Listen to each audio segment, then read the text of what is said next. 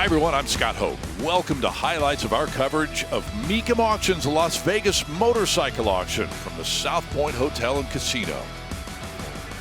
Okay, here's a 1926 Indian Altoona racer.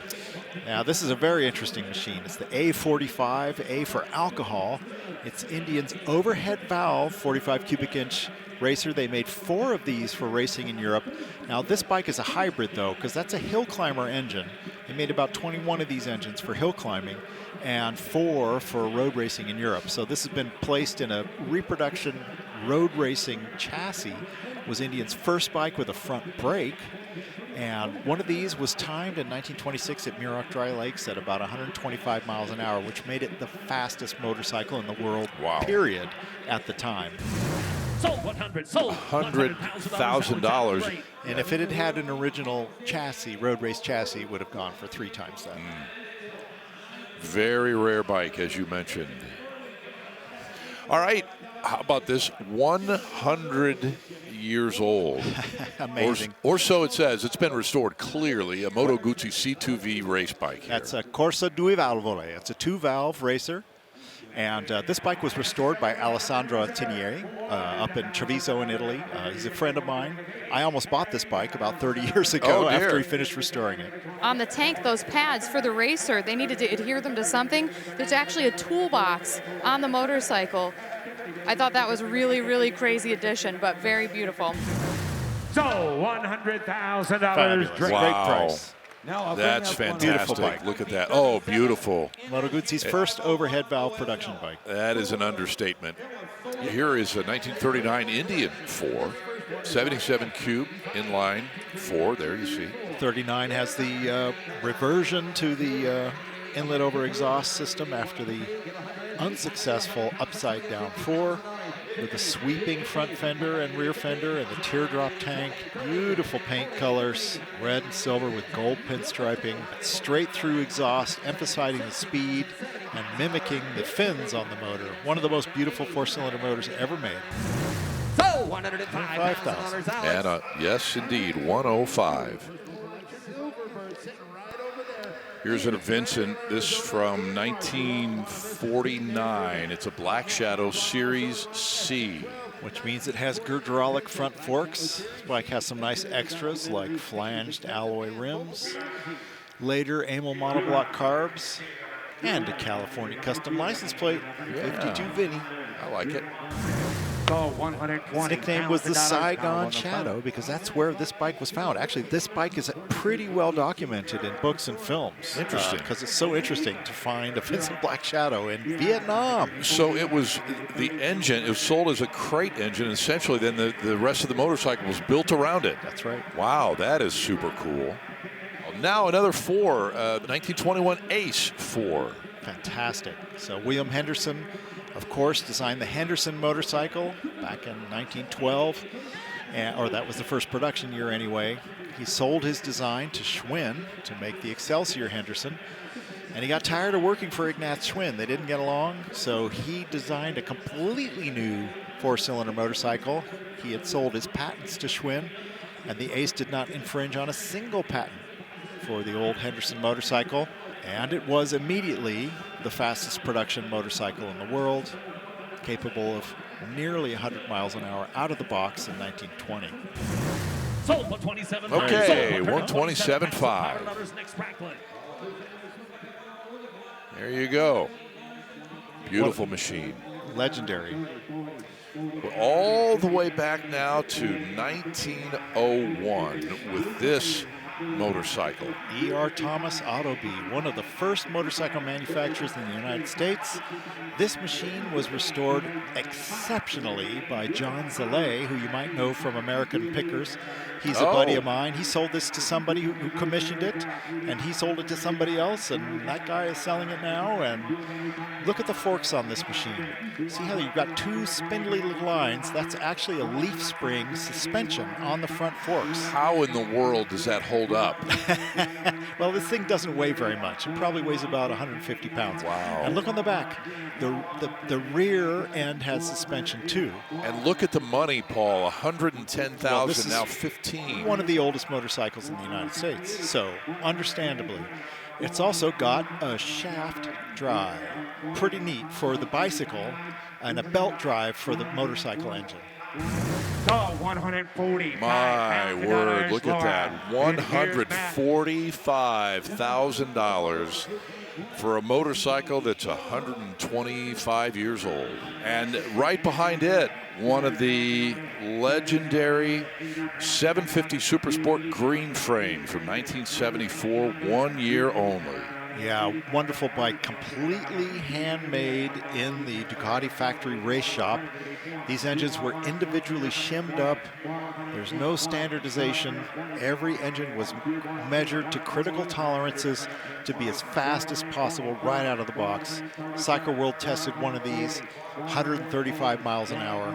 This became the fastest motorcycle you could buy in the world, and it was completely street legal production racer, the ultimate cafe racer from factory cafe racer from Ducati with triple disc brakes from Lockheed. This bike ended up in Spain when it was brand new in 1974. And look at this, the reserve is off at 150, now 155. So 170,000. And there it is, 170. Which is reflected in the price. One of the most legendary Ducatis, 1974. All right, 1935 Indian Chief is next here. Exquisite machine. I love these mid-1930s Indians. The styling is just so beautiful, elegant, feminine. The mix of colors, the pinstripes. You know, you could get any color you wanted in the DuPont catalog because E. Paul DuPont had a massive investment in Indian before the crash of 1929. And Indian was about to go under, and he stepped in to save his investment. He was an arch motorcycle enthusiast. He took control of Indian, kept it until 1945. Those were Indian's most profitable years ever. Yeah, we should be thankful that that happened. Yep, and partially because he hired Briggs Weaver as a stylist, and Briggs Weaver just made these bikes sing. This is about a 5 or 6 year old restoration here. They powder coated the frame and the chassis, rebuilt the motor, did it very, very well. We're seeing those efforts reflected in the price on this machine. Yeah, look at this. We're pushing 100,000. I think that's surprising. That's good money for this bike. Give 110. Give 110. Man, you don't want me to knock the hammer down yet. You're not in. But you're now at 110. And you said that a typical mid-30s Indian Chief goes in the $40,000 range. We're almost $100,000 above that. Well, there you go. Silly money here, folks. You got to take one more look before she walks. 170 bid. 170, 175. We are now $100,000 above the number when the reserve came off. Let that sink in for a minute. I mean, sir, folks, give the coach a big round of applause. What a battle. Big round of applause. Sold 170,000. Sold 170,000. Incredible. There you go. There you go. $170,000. And this next bike is very, very important. Oh, it really is. Harley-Davidson CAC 1934 Speedway bike. CAC stands for Clay and Cinder. That gives you an idea of where this bike spent a lot of its time. Extremely rare. We think there's maybe half a dozen of these in the world. And this one looks to be an original machine. As we're seeing with the prices, this is a recognized, correct, real, original motorcycle. Wow. From the factory. Yeah. And the reserve is off at $150,000. I was thinking more like $2 for this bike. Okay. And we're not done yet. So, $185,000. Almost 200. Fantastic. Yeah, 185. Well purchased. A genuine Harley-Davidson factory racer. That is 1934. super cool.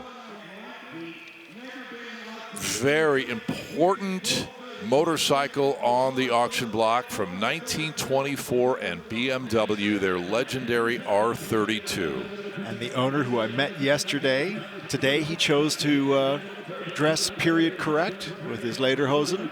So that's him, and you see Yep. standing there with the motorcycle. This is a second-year production R32, BMW's first motorcycle. These very, very early bikes had the twin leaf spring front suspension. This bike has a little extra nickel on it from standard. It's an elegant machine with an optional speedometer, full electric lighting, reliable, sophisticated, and elegant. Sold 190, sold $190,000. And 190 buys that BMW legend. Sehr gut. Sehr special.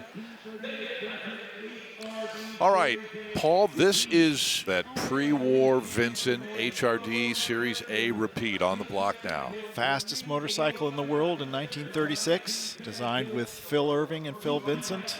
Has a high camshaft motor. You can see how high the timing chest goes right up onto the cylinder barrel.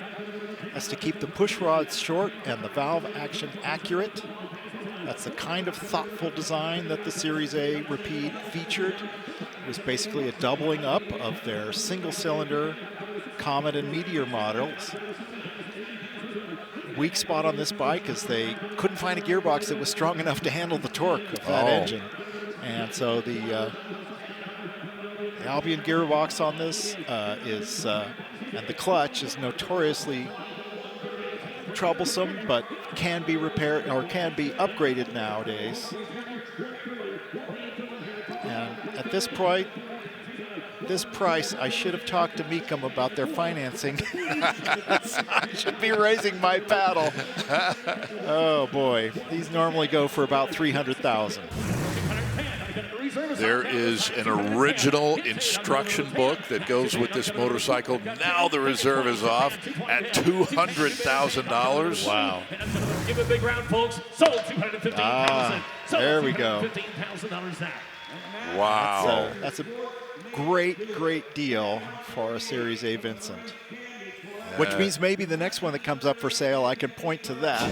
Exactly. $215,000. And it brings us now to one of the most fascinating motorcycles and stories that we have here at Mecum Vegas. 1968 Honda CB750.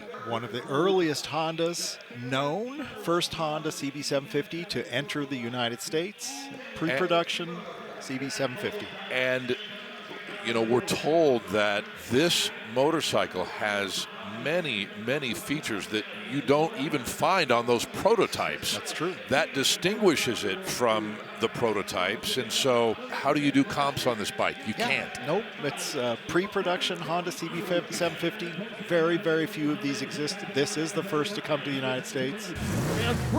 Oh, wow. The reserve's off, Paul, at There we go. $285,000. Sold $285,000. Wow. Look at that. $285,000. Definitely the most ever paid for a Honda CB750. No question about it. And now we have kind of a reference point. Right. For the next one you for the find. next one. Oh, wait. There aren't going to be any.